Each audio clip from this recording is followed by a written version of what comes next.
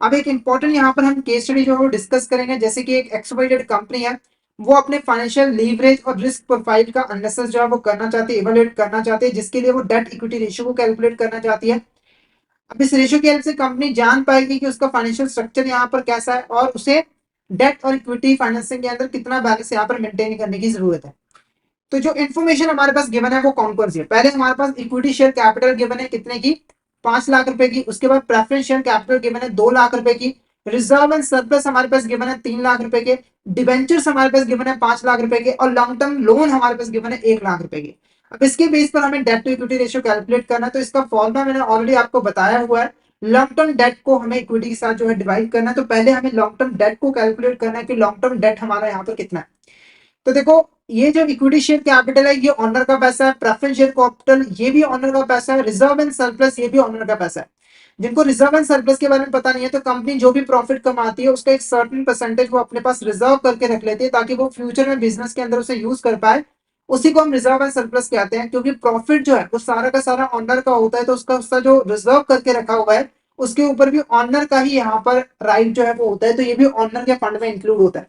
यानी कि ये तीनों हमारी इक्विटी है, और इसका अगर आप टोटल निकालो तो ये आता है 10 लाख रुपए। 10 लाख रुपए आपकी क्या है, टोटल इक्विटी है।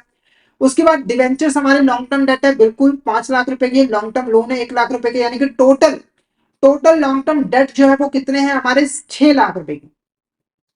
तो अगर हम वैल्यूज पुट करें यहाँ पर 6 लाख डिवाइडेड बाय हमारे यहाँ पर 10 लाख, 6 लाख डिवाइडेड बाय 10 लाख, तो जब हम इसको डिवाइड करेंगे तो 6 लाख को हमें 10 लाख के साथ यहाँ पे डिवाइड करना, तो ये आंसर आएगा 0.6:1। इसका मतलब क्या होगा कि अगर 1 रुपये ऑनर का लगा हुआ है तो 0.6 पैसे जो है वो डेट का लगा हुआ है। ठीक है, तो ये तो था बहुत ही इजी सा क्वेश्चन। इसके हेल्प से सिर्फ मैं आपको डेट टू इक्विटी रेशियो समझाना चाहता था। अभी हम थोड़ा से यहाँ पर डिफिकल्ट क्वेश्चन जो है वो करेंगे। आपको घबराना बिल्कुल नहीं है, बहुत इजी लैंग्वेज में आपको यहाँ पर क्वेश्चन समझाऊंगा। तो यहाँ पर हमें कोई भी डायरेक्ट वैल्यू जो है वो नहीं गिवन है। जैसे ABC company is evaluating financial leverage by calculating debt to equity ratio. Company has total debt is 4,50,000 and total asset is 8 lakh रुपए।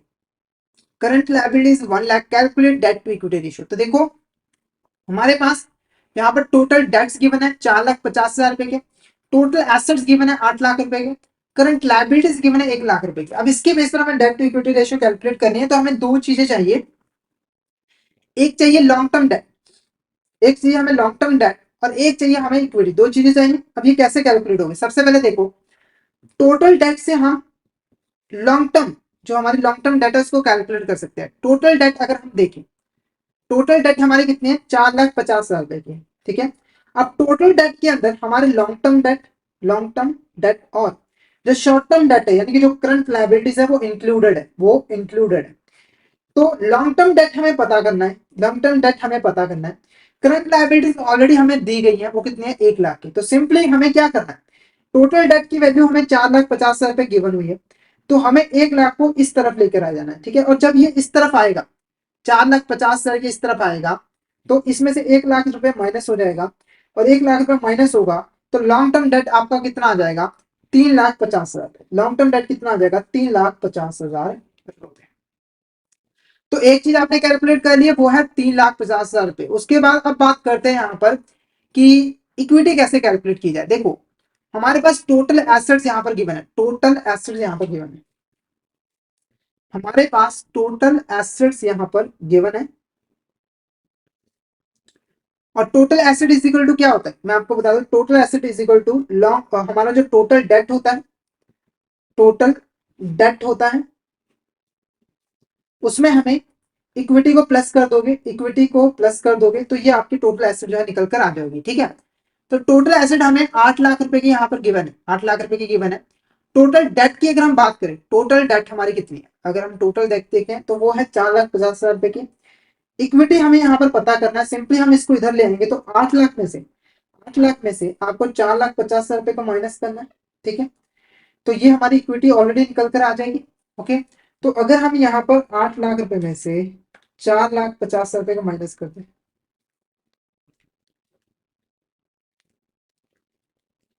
तो ये आ जाएगा 3,50,000 रुपए, 3,50,000 रुपए, ये आ जाएगा हमारा 3,50,000 रुपए। ये क्या है, हमारा इक्विटी। तो फॉर्मूला अगर हम बात करें तो लॉन्ग टर्म डेट को हमें डिवाइड करना है इक्विटी के साथ।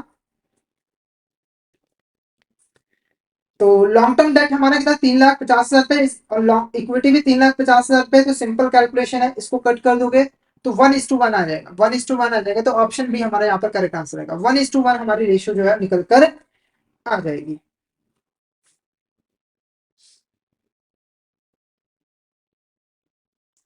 क्लियर है आपको यहाँ तक? एक बार मुझे चैट बॉक्स में जरूर बता दें कि आपको यहाँ तक क्वेश्चंस क्लियर है। तो बेसिकली हमने यहाँ पर सबसे पहले जो फाइनेंशियल मैनेजमेंट है उसके बारे में यहाँ पर डिटेल में जो है वो समझा है, ठीक है।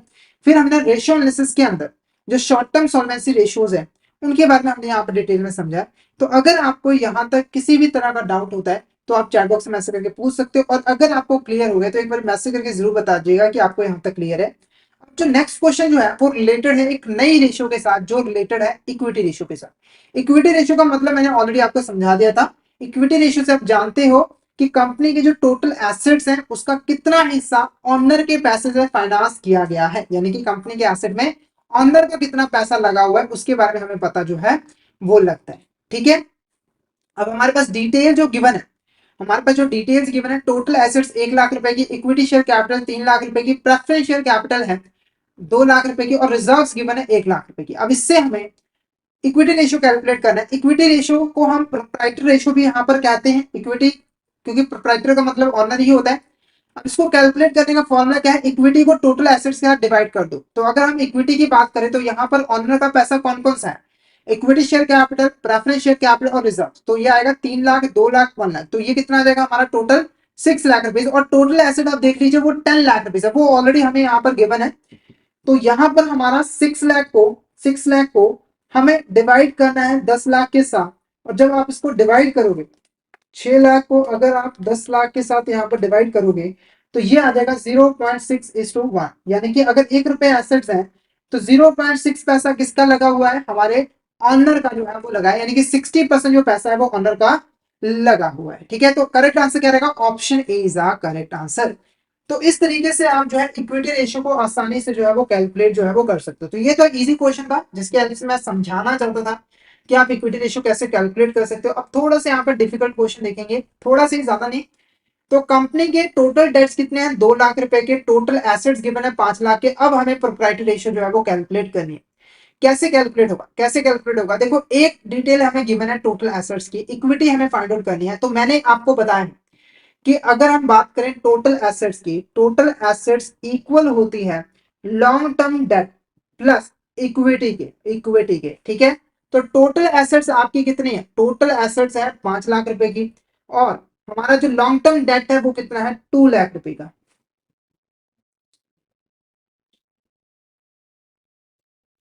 अब इसे यहां पर माइनस करना है, 5,00,000, 2,00,000 को इधर ले आओ, ये आ जाएगा हमारा इक्विटी, ये आ जाएगा हमारा इक्विटी, यानी कि 3,00,000 रुपए हमारा क्या है, इक्विटी। 3,00,000 रुपए हमारा क्या है यहाँ पर, इक्विटी है। तो इक्विटी हमने ऑलरेडी यहाँ पर कैलकुलेट कर लिया, वो है 3,00,000 रुपए। अब इसे हमें डिवाइड करना है 5,00,000 रुपए के साथ, जो कि है हमारी टोटल एसेट्स के साथ। तो 3,00,000 को हमें 5,00,000 के साथ यहाँ पर डिवाइड करना है, वो आ रहा है 0.6:1, 0.6:1, ये हमारा करेक्ट आंसर रहेगा। तो option B is correct answer, ठीक है।